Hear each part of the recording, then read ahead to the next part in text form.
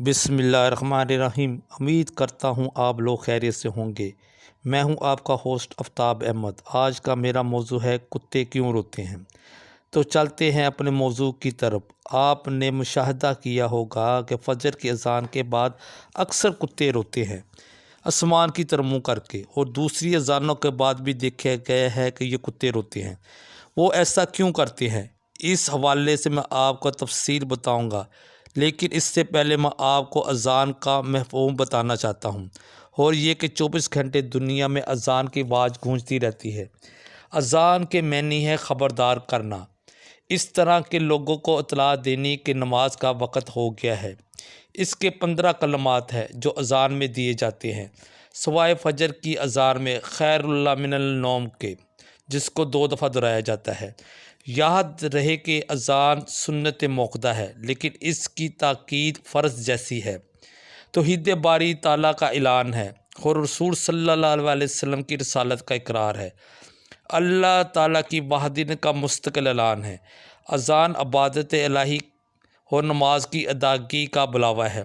مزید یہ کہ اذان میں 4 مرتبہ اللہ کو سب سے بڑا ہونے کا اقرار کیا جاتا ہے، اور محمد صلی اللہ علیہ وسلم اللہ کے رسول ہیں، جس کے بعد نبوت ختم ہوگی، جن کا پیغام آخری پیغام الہی ہے۔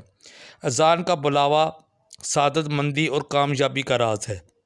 آپ کو جان کر حیرانگی ہوگی، اذان کی آواز ایسی ہے جو دنیا میں 24 گھنٹے گونجتی رہتی ہے، جو مسلمانوں کو نماز کے لیے پکارتی ہے اور ہر وقت کانوں کو رس گھولتی رہتی ہے۔ دنیا بھر کے ماہرین کے مطابق دنیا بھر میں سب سے پہلے جو آواز زیادہ گونجی جاتی ہے، جو سنی جاتی ہے، وہ اذان کی آواز ہے۔ ماہرین کے مطابق انڈونیشیا کے مشرقی جزائر سے فجر کی اذان کا سلسلہ ہوتا ہے، اور ایک وقت میں ہزاروں مؤذن اللہ کی توحید اور رسول صلی اللہ علیہ وسلم کی رسالت کا اعلان کرتے ہیں۔ انڈونیشیا کے جزائر سے یہ سلسلہ شروع ہو کر مغربی جزائر تک چلا جاتا ہے۔ 1.5 گھنٹے بعد سماٹرا کے دیہات اور قصبوں میں اذان کا سلسلہ شروع ہو جاتا ہے۔ پھر 1 گھنٹے کے بعد بنگلہ دیش میں یہ سلسلہ شروع ہوتا ہے۔ ابھی بنگلہ دیش میں یہ سلسلہ ختم نہیں ہوتا کہ سری لنکا میں یہ سلسلہ شروع ہو جاتا ہے۔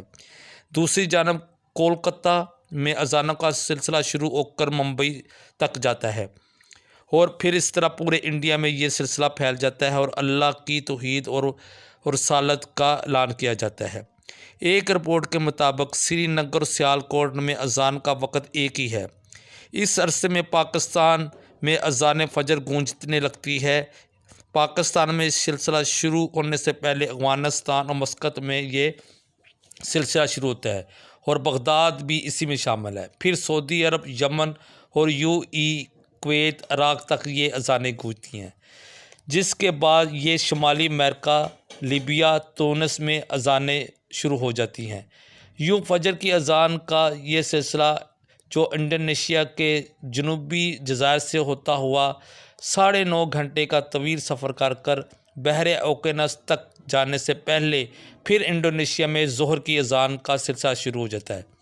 اس لیے کرۂ ارض میں ایک لمحہ بھی ایسا نہیں گزرتا کہ ہزاروں مؤذن میرے پیارے نبی کریم صلی اللہ علیہ وسلم کی رسالت اور اللہ کی وحدانیت اور بڑائی کا اعلان نہ کرتے ہوں۔ یہ اللہ کی شان ہے کہ اللہ کی عظمت اور بڑائی کا ہر لمحہ کائنات میں بلند ہوتا رہتا ہے، اور ہزاروں مؤذن اذان کی صورت میں اللہ کی فضیلت اور برکت اور کا اعلان کرتے رہتے ہیں۔ اور سننے کے اذان کے بہت سارے فائدے بھی ہیں، لیکن اس سے پہلے میں آپ کو یہ جو میں نے سوال اٹھایا تھا کہ اذان کے وقت کتے کیوں روتے ہیں، تو یاد رکھے کہ روایت ہے کہ رات کے وقت شیاطین وغیرہ گھومتے رہتے ہیں۔ ان کا گھومنا اندھیرے کے ساتھ ہی شروع ہو جاتا ہے، اور یہ فجر کی اذان تک یہ سلسلہ چلتا رہتا ہے۔ جیسے ہی مؤذن فجر کی اذان کے لیے اللہ اکبر کی صدا بلند کرتا ہے، تو شیاطین یہ آواز سن کر بھاگنا شروع ہو جاتے ہیں، تو کتے ان کو دیکھ کر ایسی رونے کی آوازیں نکالتے ہیں۔ اور شیاطین کے بھاگنے کے حوالے سے ایک حدیث میں مبارکہ میں بھی ذکر آیا ہے کہ مؤذن جب اذان دیتا ہے تو اس کی آواز سن کر شیاطین کتے جیسی آوازیں نکال کر بھاگ رہے ہوتے ہیں۔ یاد رہے کہ اللہ نے جانداروں میں ایسی خوبیاں رکھی ہیں جو انسانوں میں یہ چیزیں نہیں ہوتی۔ صرف یہ ایسی کچھ خوبیاں ہیں جن میں صرف جانداروں کو اللہ نے یہ طاقت رکھی ہے کہ وہ ان چیزوں کو دیکھ سکتی ہے۔ جیسے عذاب قبر کی روایت بھی دیکھی جاتی ہے کہ قبر کے اندر مرغے کی چیخ و پکار انسان کے علاوہ باقی تمام مخلوقات جو اس کائنات میں بستی ہے وہ اس کو سنتی ہے۔ اور کتا بھی انہی جانوروں میں سے شمار ہوتا ہے کہ وہ شیاطین کو دیکھتا ہے تو ان کو دیکھ کر ایسی آوازیں نکالتا ہے۔ یہ تھا سوال کا جواب۔ اب میں چلتے ہیں اذان کے وقت کیوں روتا ہے کتا، تو میں نے یہ آپ کو بتا دیا ہے۔ اور اب آپ کو اذان کے میں فوائد بتاتا ہوں۔ ابو ہریرہ سے روایت ہے کہ اللہ کے نبی نے فرمایا کہ اذان دینے والے کی بخشش اس کی آواز کے مطابق کی جاتی ہے، اور ہر خوشکن آواز سن کر آنے والے نمازی اس چیز کے گواہ بن جاتے ہیں، اور اس مؤذن کو 25 نمازوں کا زیادہ ثواب ملتا ہے۔ اور ایک اذان سے دوسری اذان تک اس سے جو بھی گناہ سرزد ہوتے ہیں تو اللہ اس کو اپنی رحمت سے معاف کر دیتا ہے۔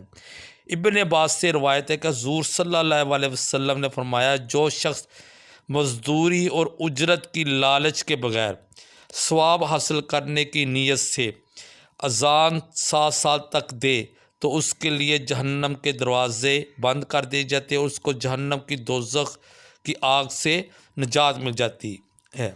یہ تھی میری کچھ معلومات جو میں نے آپ تک پہنچائی ہے۔ اگر آپ کو میری معلومات پسند آئے تو میرے چینل کو سبسکرائب کر دیں تاکہ میں آپ کے پاس اچھی سے اچھی انفارمیشن لے آ سکوں۔ اللہ کا حامی و نگہبان۔